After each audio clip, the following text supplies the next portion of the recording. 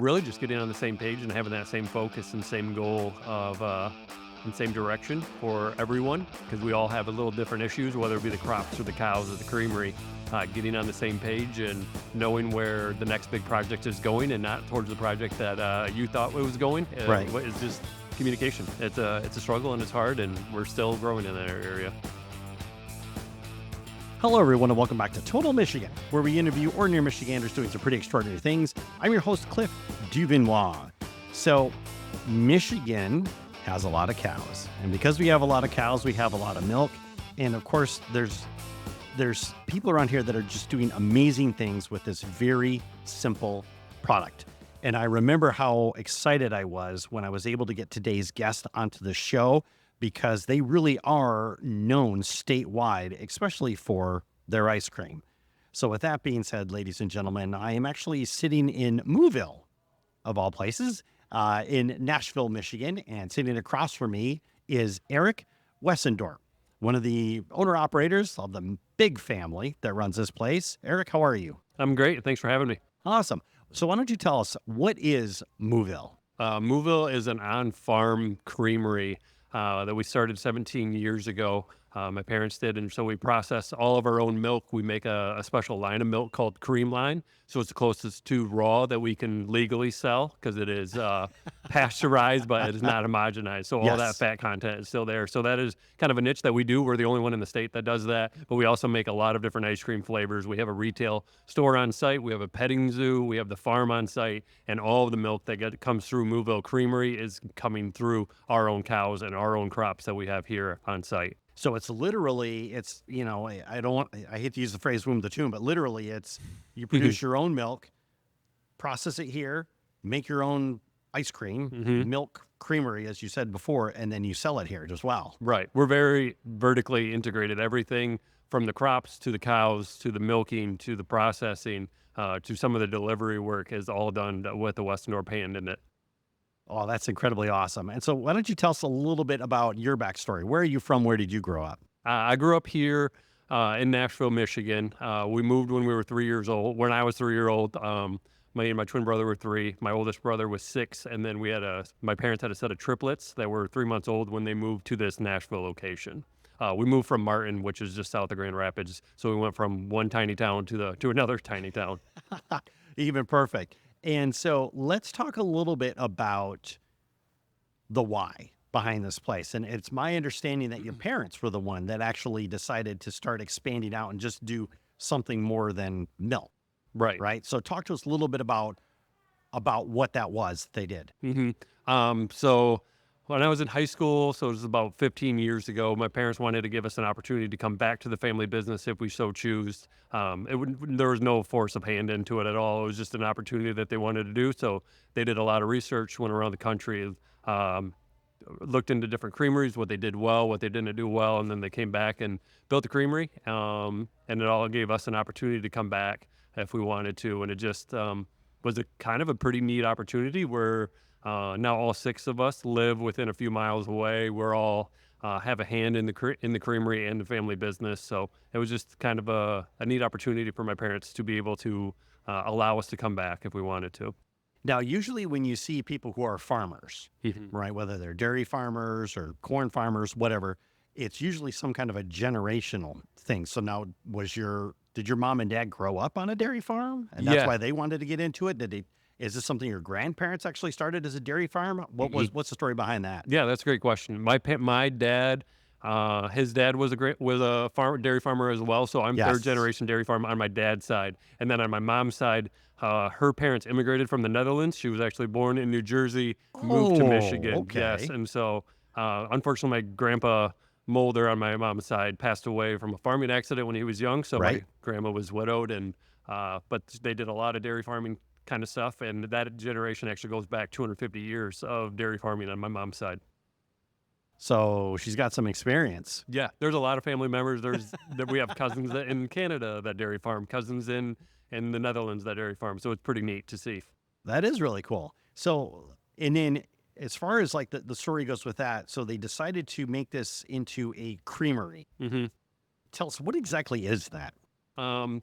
For us, it's an on-site creamery, so we process all of our own milk. So the farm's at the top of the hill. It gets gravity fed down into Moo-ville, and we are doing all of our own processing. So we're homogenizing it, we're pasteurizing it, and we're doing all the bottling ourselves here on site. And when you talk about this, when you talk about it being a creamery, that means you produce milk, you produce creamer. Right. Well, half and half heavy cream. Yep. Yes. Okay. Wonderful.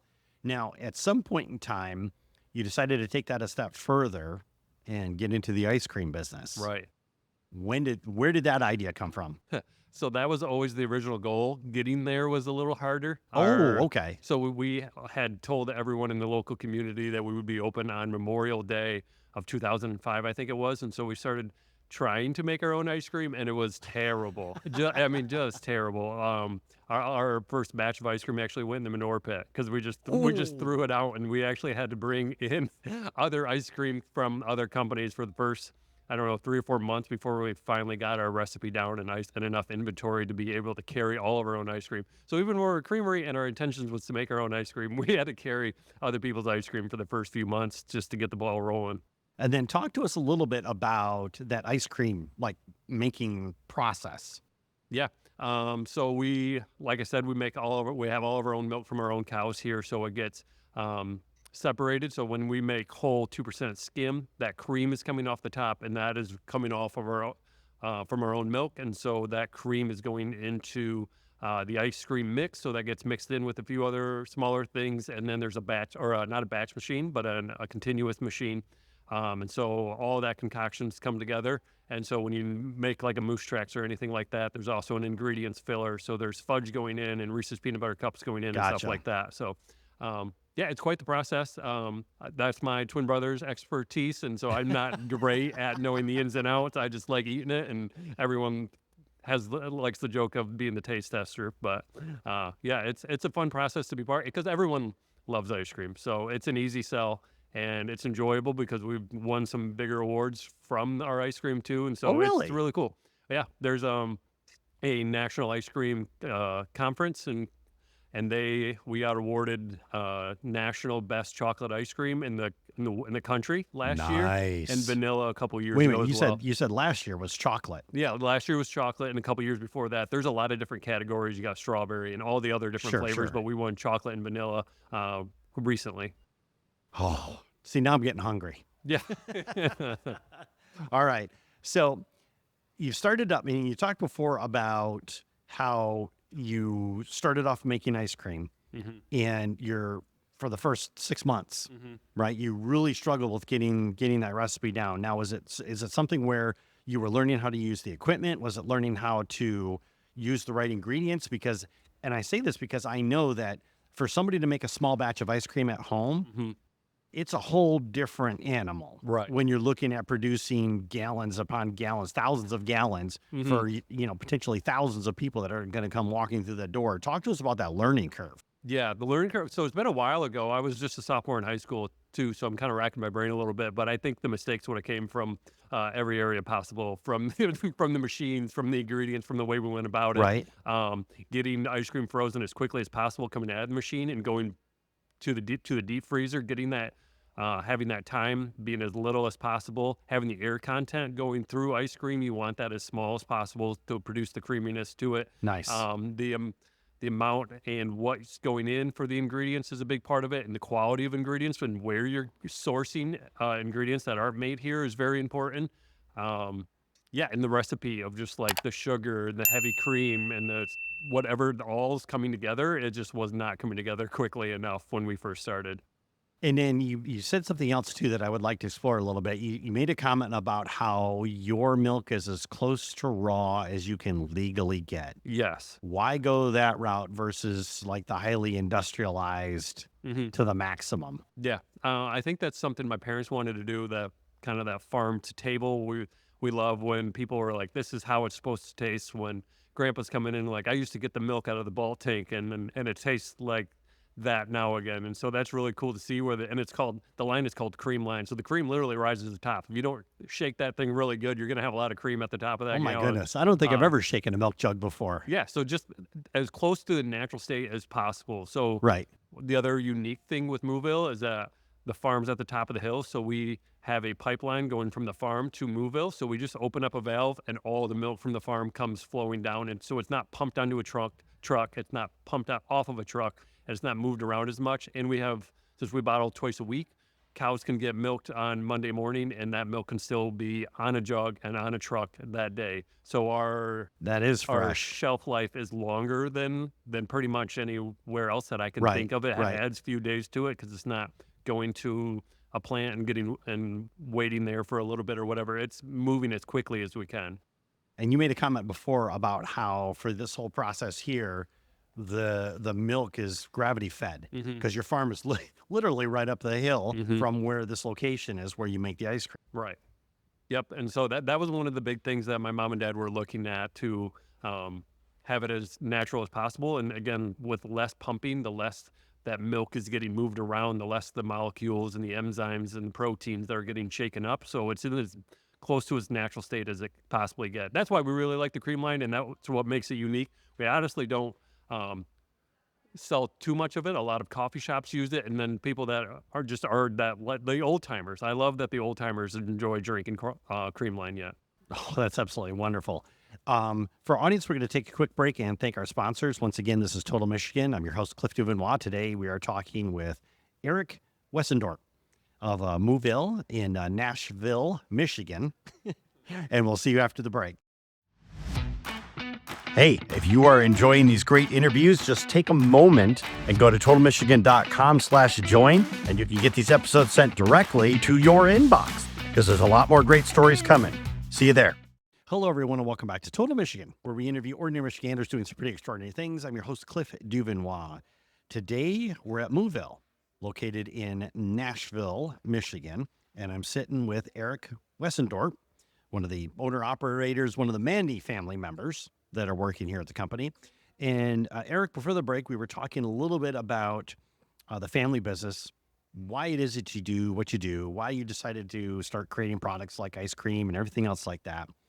The question I got for you is, coming up in a family business, I know that there are challenges that have to be faced, and especially looking at your website, your family is a little on the large side, which, we would expect that from a farm family. But why don't you talk to us about, like, what was one or two of those key challenges coming into the family business? Right. Coming back into the family business, I went to Michigan State, did a dairy ag tech program, but my parents are very welcoming for any of us to come back and gave us tons of opportunity. But just finding a role, finding your niche, communicating well, I think it is well known for the people that know us well that communication is not a strong suit around here. So growing in that, text messages need to be bigger. We didn't have family meetings. We were only having a family meeting like once a year, and now it's every other week. And then you dreaded that once a year family meeting because you knew there were so many untalked about issues. Right. And so that was a huge growth thing that got implemented.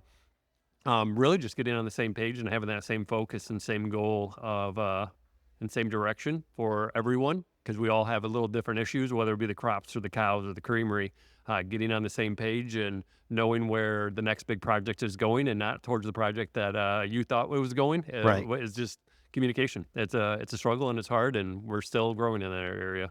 Yeah, and everybody on the planet seems to have struggles with communication. So let's take a step back here a second, because, I know before the microphones went hot, you and I were talking a little bit about the family business and how it's structured a little bit. And you said, well, we don't really have positions here. So I guess my next question to you is, you got a family dynamic that's going on. You've all grown up together, but now you're also trying to work together. How do you make sure that you're, like, I guess the positions or the work you're doing, like, doesn't overlap with somebody else and what they're trying to do? Right. So we all kind of have our areas that we have the most interest in, and it just kind of fell into place. So I like the cows. I like herd health. I like being around the cows. I like the milking process. I like reproduction. I like all those kind of things. My older brother, and we do overlap some because it's nice to have accountability too, which is like, so you're not running your own show and having doing whatever you want. Like we all have interest in all the areas. And my oldest brother does the crops, and he takes care of all those things, and that's a huge project. And my dad does that along with them as well. My twin brother does all the ice cream making, and then there's triplets that are younger than us. I don't know if I mentioned that to you yet. Nope. We went 1, 2, 3, and so the oldest brother, he does all the processing. He takes care of the delivery trucks and all that stuff down here. And then there's 2 girls, and then one of them does all the store managing, and she manages all the employees and does a lot of different things between the 4 stores that we have too. And then the youngest sister, she lives just a few miles on the road, but she's married to a pastor and has 9 kids. So she's plenty busy, but she helps out when she can. And it's kind of fun when she brings a busload of kids over and there's a bunch of nieces and nephews running around. So that's Well, a it lot of never fun. hurts to have God on your team. Exactly. It is true. Like we are very thankful for what God has done. This is any success that we've had is not pointed towards us, but it is truly pointed towards Him. He's the one that sustained us. He's the one that provides for us too. And we're a family business, and a Christian family business, and we try to show that. And we're closed every Sunday. We have been since we opened. Nice. And so even those first few years that were struggles financially and being closed on Sunday on the busiest day of ice cream of the week, it was I think it was a testament towards my parents, towards their faithfulness towards Him, while He's faithful to us as well. I mean, God rewards that. Mm-hmm. He really does. Absolutely. And even if things weren't going well, I think we can show faithfulness to Him in a lot of different ways. Certainly, certainly. And I do want to go back because before you talk about how like your family just has these like, natural spots that they've kind of picked out. So for my own education and for the audience as well, can you talk to us a little bit about how many people come through here in a year? How many gallons of ice cream are you making and milk and stuff? Do you got those numbers? Right. I'm kind of rattling it around in my mind. I don't know the numbers of how many customers are going through. I know a few years ago before COVID, we were doing around 10,000 self-guided visits and tour guides and stuff like that. But I bet there's close to 100,000 people that come through the Sweet doors. Moses. Yeah, it's a lot of people. 'Cause a lot of people like ice cream. Who would have thought? And then 20. We process about 20,000 gallons of milk every week that gets delivered out. Sweet Moses. And sold throughout our store. So that's pretty neat. And then I'm thinking the number was like 150,000 gallons of ice cream was made on site here last year, which is a pretty far throw from the 500 gallons of year 1, and now we're in year 19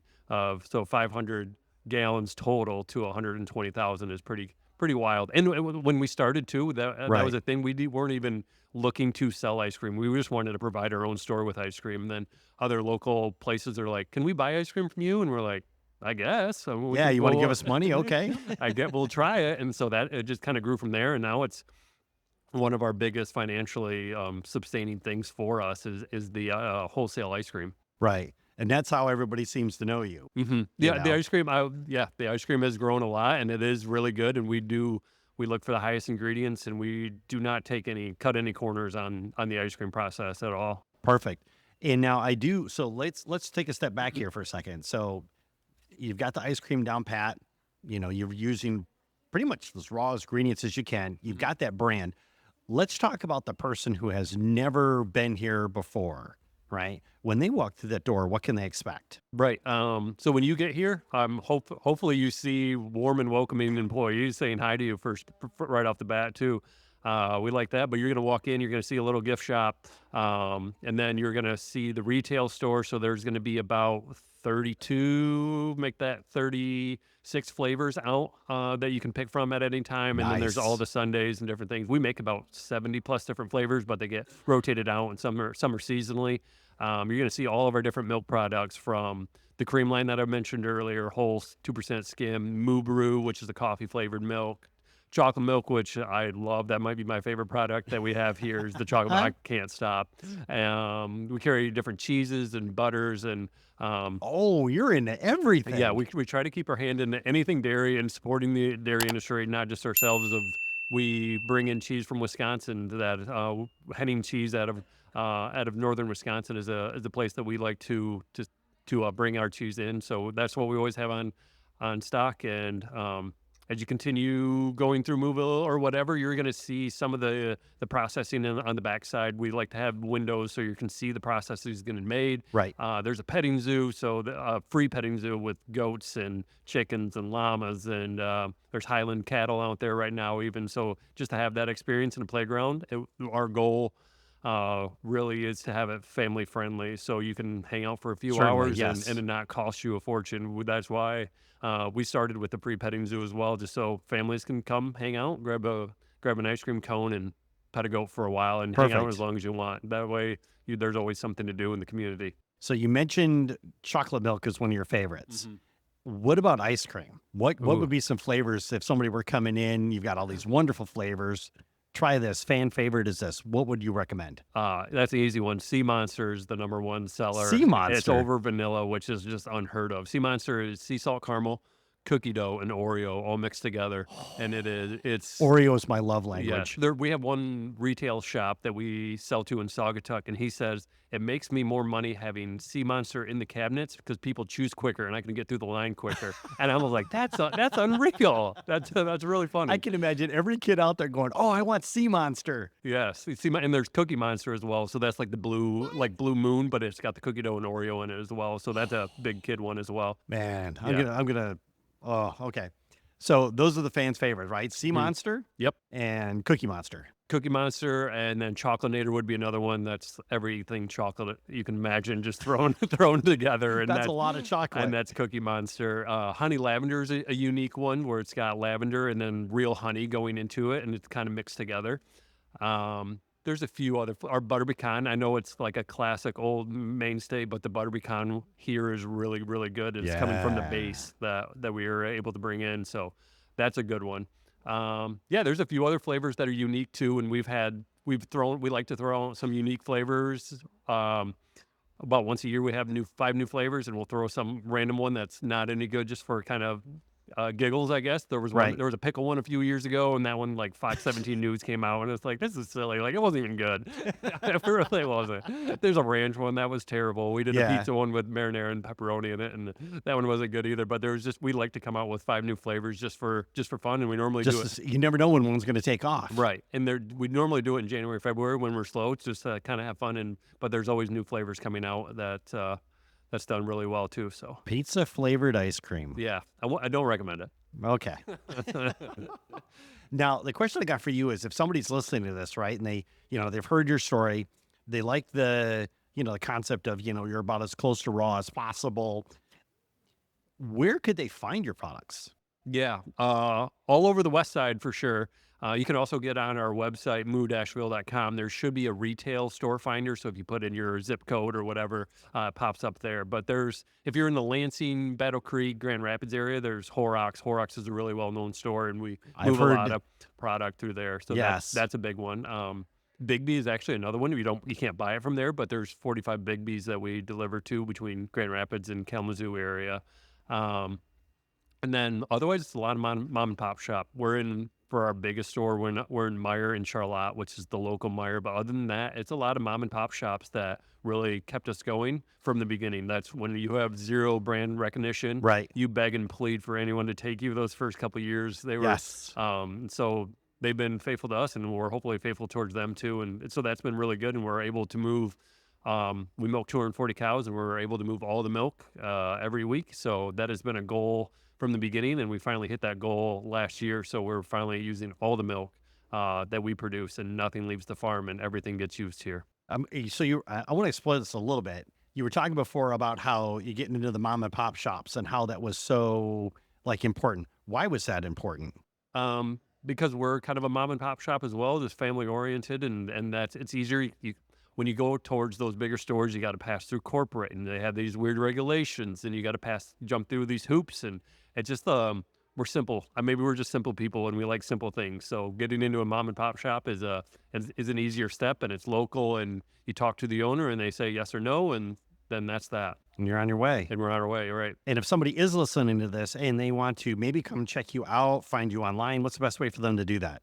Yeah, you can definitely find us online. Facebook's the best place to go for sure. Most of our information gets posted out on that. Our website's really good and gets updated, like I said, moo-ville.com.